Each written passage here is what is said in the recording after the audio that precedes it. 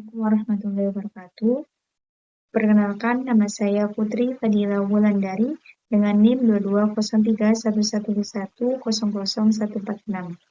Pada kesempatan kali ini, saya akan memaparkan presentasi tentang mini riset analisis usaha tani di Desa Keret, Kecamatan Kerembung, Kabupaten Sidoarjo pada komoditas padi untuk memenuhi ujian tengah semester usaha tani pada semester 4.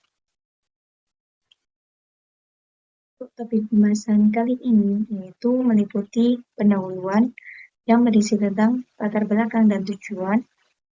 Selanjutnya, permasalahan dan solusi pada Tritunggal.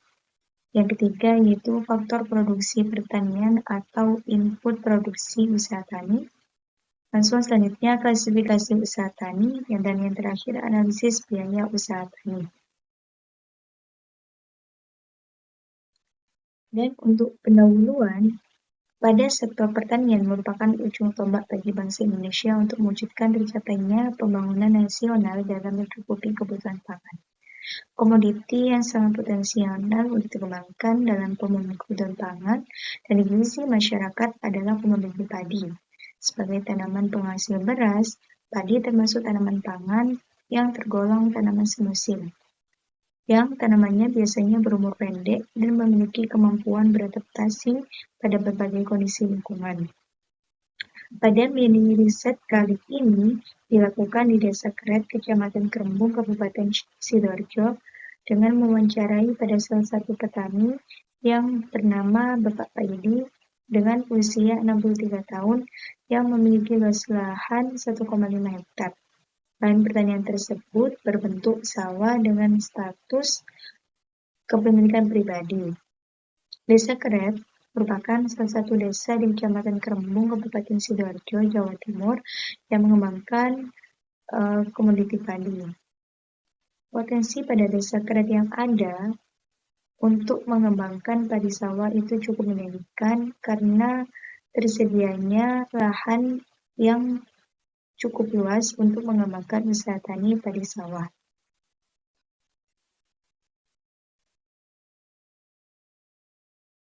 Dan pembahasan selanjutnya yaitu tentang permasalahan dan solusi Tritunggal pada usaha tani. Pada umumnya, Tritunggal terbagi menjadi 3 poin, yaitu lahan, yang kedua tenaga kerja atau petani, yang ketiga yaitu tanaman atau komoditi.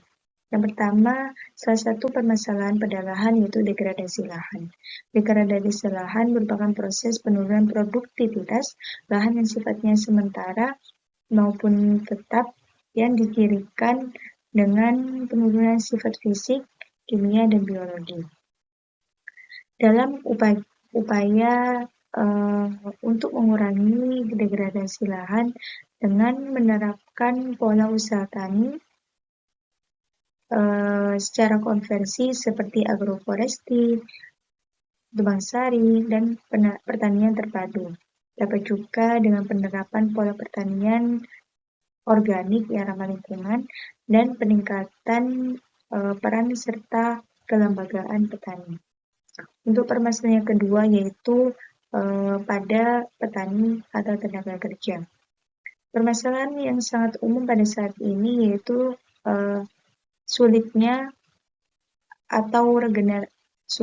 kurangnya regenerasi petani pada usia muda.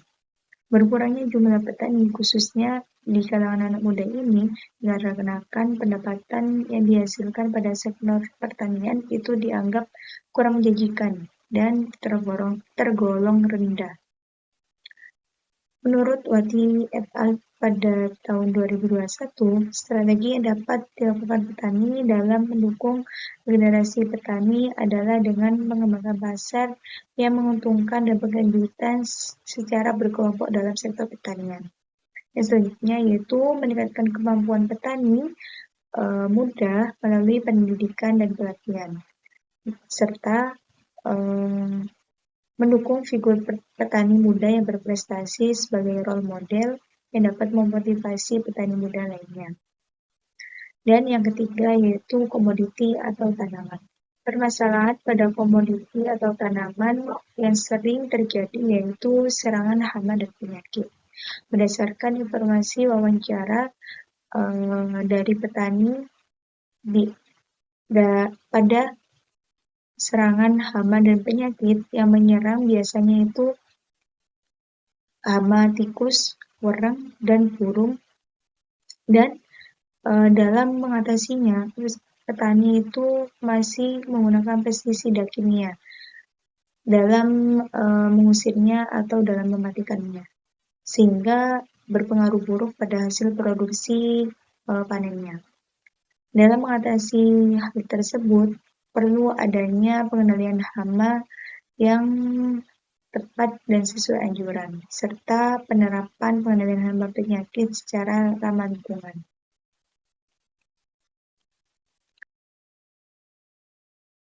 Untuk topik selanjutnya yaitu klasifikasi usaha tani. Dalam klasifikasi usaha tani, yang pertama yaitu bentuk usaha tani. Usaha tani yang dilakukan oleh Pak Paidi yaitu usaha tani perorangan, di mana usaha tani perorangan yaitu usaha pertanian yang dikelola oleh satu orang atau hanya seorang, dan dalam seluruh kegiatan pertaniannya dilakukan oleh petani tersebut dan dengan para keluarganya. Dan menurut pola usaha tani, Pak Paidi menggunakan pola usaha tani secara khusus, di mana hanya satu macam cabang usaha tani yang diusahakan atau yang ditanam. Misalnya, yaitu pada sektor pertanian tanaman pangan dengan menanam tanaman padi sawah. Untuk selanjutnya, yaitu menurut corak usaha tani. Pak Paidi dalam corak usaha taninya yaitu termasuk usaha tani subsisten atau subsisten farm, di mana orientasi hasilnya itu untuk dikonsumsi keluarga dan dilakukan penjualan secara mandiri. Dan yang terakhir yaitu tipe usaha tani yang dilakukan Pak Paidi yaitu usaha tani dengan pola tanam monokultur. Pola tanam monokultur yaitu penanaman hanya satu jenis tanaman saja. Contohnya pada tanaman padi yang ditanam oleh Pak Paidi.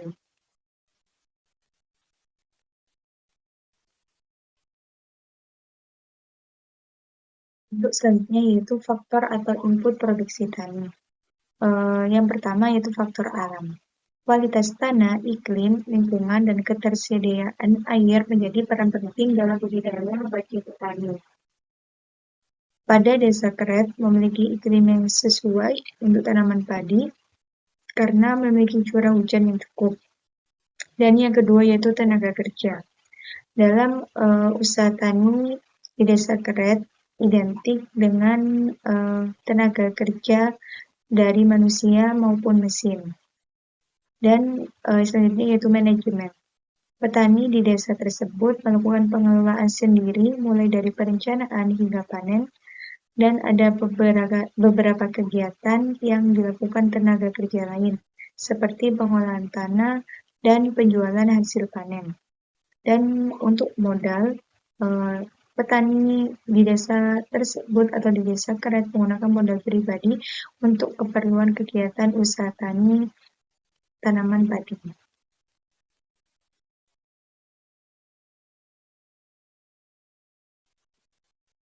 Untuk selanjutnya yaitu analisis biaya. Yang pertama yaitu biaya penyusutan.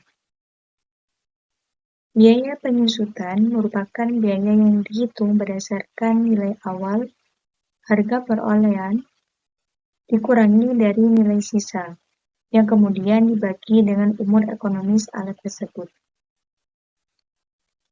Dalam usaha tani yang dilakukan Pak Paidi, untuk alat yang digunakan yaitu alat semprot dengan umur ekonomis 4 tahun, jumlahnya sebanyak 2, dengan harga satuannya yaitu 600.000, dengan jika dikalikan yaitu menjadi 1.200.000 dan untuk nilai sisanya yaitu 375.000 dan hasil penyusutannya yaitu 206.250.000. Dan untuk alat selanjutnya yaitu cangkul dengan umur ekonomis yaitu 3 tahun dengan jumlah 3 dengan harga satuan 110.000 yang jika dikalikan yaitu menjadi 330.000 dengan nilai sisa 95 dan didapat penyusutan sebesar 78.333.000. Dan untuk yang selanjutnya yaitu alat sabit. Umur ekonomisnya yaitu 2 tahun dengan jumlah sebanyak 3 dengan harga satuan 60.000 yang jika dikalikan menjadi 180.000 dengan nilai sisa sebanyak 65.000 dan dihasilkan penyusutan sebesar 57.500. Dan untuk karung goni itu umur ekonomisnya 1 tahun dengan jumlah 40 karung dengan harga satuannya per karung itu 8.000. Jadi jika ditotalkan yaitu menjadi 320.000 dengan nilai sisanya 85 dan menghasilkan nilai penyusutan yaitu 230. Dan untuk yang terakhir yaitu pompa irigasi. Umur ekonomisnya yaitu 5 tahun dengan jumlah 1 dengan harga satuan 1.700.000 dengan nilai awal atau hasilnya 1.700.000 dengan nilai sisanya yaitu 525. Jadi didapat penyusutannya 235. Jadi untuk total biaya penyusutan keseluruhan mendapatkan 812.083.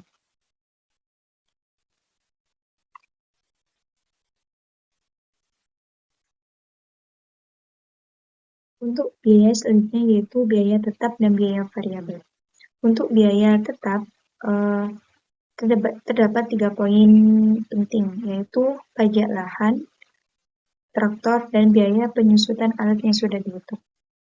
Untuk pajak lahan sebesar 1,5 hektar itu dengan harga 500.000 dan dengan biaya tetap pada traktor dengan harga 300.000 dan dengan biaya penyusutan alat yaitu 812.083.000. Jadi untuk total biaya tetap yang didapatkan yaitu 1.612.083.000. Dan untuk biaya variabel yaitu meliputi pada pembelian pestisida, pupuk, pembayaran tenaga kerja pada petani maupun pada mesin tenaga kerja yang berhubungan dengan mesin dan pembelian benih. Untuk pembelian pestisida sendiri yaitu sebanyak 80 liter dengan harga satuan 60.000, jadi didapatkan hasil 480.000. Dan untuk pembelian pupuk yaitu sebanyak 10 karung dengan harga satunya 90.000, maka yang dihasilkan yaitu maka yang didapat totalnya 900.000. Dan untuk tenaga kerja dan mesin jika ditotal keseluruhan itu 1.525.000. Dan untuk pembelian benih sebanyak 25 kilo dengan per kilonya itu dengan harga 8.000. Jadi hasil jika ditotalkan yaitu 200.000. Dan untuk biaya variabel jika ditotal yaitu berjumlah 3.105.000. Dan untuk total biaya keseluruhan dari penjumlahan biaya tetap dan biaya variabel didapatkan 4.717.083.000.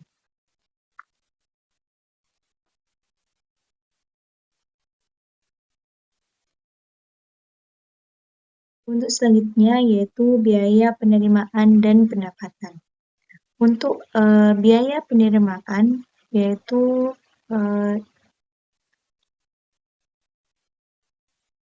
total biaya penerimaan dari hasil produksi.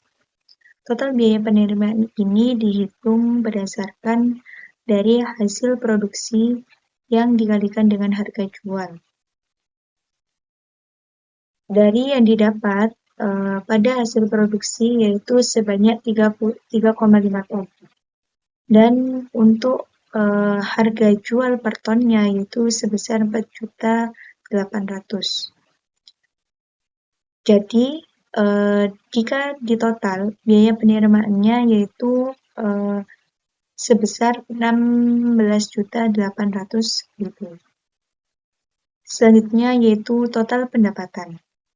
Pendapatan didapat dari biaya penerimaan atau TR dikurangi dengan total biaya yang dikeluarkan atau TC.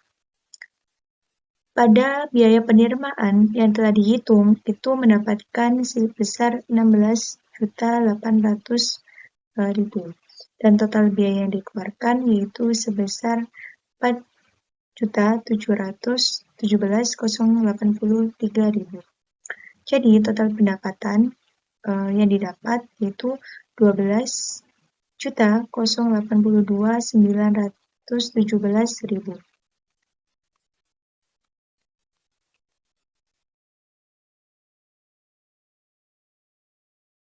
Selanjutnya yaitu keuntungan usaha tani. Dari biaya penerimaan dan total biaya yang dikeluarkan yang telah dihitung sebelumnya mendapatkan total keuntungan dengan RC rasio yaitu 3,56. Jadi keuntungan ini merupakan pendapatan bersih pada petani.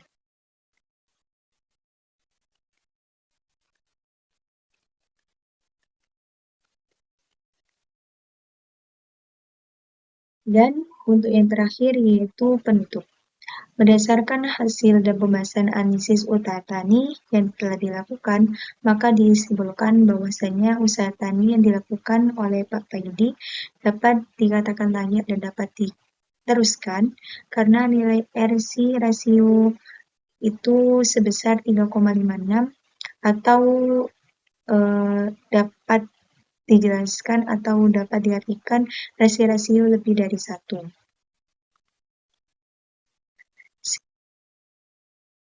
Sekian itu tadi pembahasan tentang analisis usaha tani pada komoditi padi di Desa Keret, Kecamatan Kerembung, Kabupaten Sidoarjo.